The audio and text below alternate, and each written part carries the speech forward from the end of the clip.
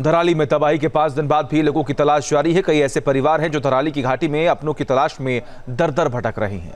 उन्हीं में से एक है बिजनौर के रहने वाले लेखराज, जो अपने बेटे योगेश और उसके दोस्त की तस्वीर हाथों में लिए हर रोज धराली में उनकी तलाश करते हैं।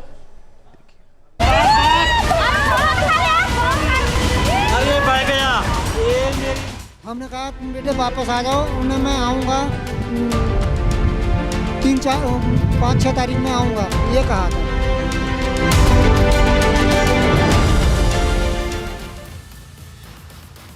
पाँच अगस्त की दोपहर धराली में कुदरत ने जो कहर ढाया, उसके निशान यहाँ आज भी मौजूद हैं। हंसते खेलते धराली को न जाने किसकी नजर लग गई और देखते ही देखते सुंदर सी ये घाटी वीराने में तब्दील हो गई। धराली में 5 अगस्त की वो तबाही न जाने कितने लोगों के लिए दर्द बेहिसाब लाई।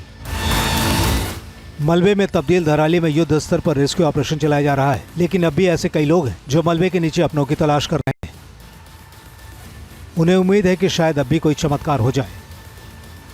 हमारे साथ में लेखराज हैं जो कि अपने बच्चों को ढूंढ रहे हैं। उनकी फोटो लेकर के रोजाना लेखराज इन दोनों बच्चों को लेकर के धराली जाते हैं। मायूस होकर के वापस हर्षिल वापस आ जाते हैं। उन्हीं में से एक है बिजनौर के रहने वाले लेखराज, जो अपने बेटे की तस्वीर हाथों में लिए हर रोज धराली जाते हैं, इस उम्मीद में कि शायद आज उनके जिगर के टुकड़े योगेश के बारे में कुछ पता चल जाए। लेकिन लेखराज हर रोज निराश होकर हर्षिल लौट आते हैं। आपके दोनों कौन हैं? ये मेरे बेटे हैं योगेश। अच्छा, योगेश पहला बेटा है, ये बेटा योगेश है? हाँ, योगेश है। ये बेटा जो है योगेश है, ये जो पहला दोस्त है। ये जो पहला बेटा है इनका, ये योगेश है। ये योगेश नहीं मिल रहा है? योगेश नहीं मिला अभी। और दूसरा कौन है? इसका दोस्त है। क्या नाम है इनका? संबल से हुआ है, ये संबल से है। अच्छा, संबल उत्तर प्रदेश से? हाँ, ये संबल उत्तर प्रदेश से है और ये योगेश है। आप कहाँ के रहने वाले? बिजनौर के। बिजनौर उत्तर प्रदेश के। तो ये बिजनौर उत्तर प्रदेश से आए हैं। लापता बेटे के बारे में बात करते हुए लेखराज की आंखों में दर्द छलक आता है। लेखराज बताते हैं कि योगेश से उनकी आखिरी बातचीत 3 तारीख को हुई थी और फिर उसके दूसरे दिन ही धराली में कुदरत ने ऐसा कहर बरपाया कि यहाँ अब सिर्फ तबाही के निशान बचे हैं। दूसरे दिन से आप तलाश कर रहे हैं बच्चों को? हम कर रहे हैं, 5-6 दिन से तलाश कर रहे हैं। जब से हादसा हुआ उसके बाद से तलाश कर रहे हैं? हाँ, हमें कोई ऐसी किरणें नहीं दिखाई दी जो कोई हमें बता सके। अभी तक हमें कोई इंसाफ नहीं मिल रहा है। क्या काम करते थे ये? वेल्डिंग का काम करते थे। अच्छा, वेल्डिंग का काम करते थे। तो वेल्डिंग का काम बात हुई आपकी? आखिरी बात कब हुई? ये हमारी बात हुई थी 3 तारीख में। उससे हमारी कोई बात नहीं है उनसे। अच्छा, 3 तारीख को और 5 तारीख को ये सलाह आया था? हाँ, 5 तारीख को सलाह आया था। हाँ, 3 तारीख को जब बात हुई थी तो क्या बातें हुई थी?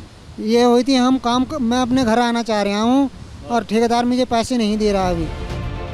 यूपी के बिजनौर के रहने वाले योगेश अपने एक दोस्त के साथ धराली में वेल्डिंग का काम करते थे, लेकिन काम करने के बाद भी उन्हें उनका पैसा नहीं मिला था, जिसकी वजह से योगेश और उनका दोस्त दोनों धराली में ही रुक गए। जबकि लेखराज ने कई बार योगेश से वापस आने को कहा था, लेकिन योगेश हर बार यही कहकर टाल देता कि जब पैसे मिल जाएंगे तो वापस आ जाऊंगा। हमने कहा तुम बेटे वापस आ जाओ, उन्हें मैं आऊँगा 3-4-5-6 तारीख में आऊँगा, ये कहा था।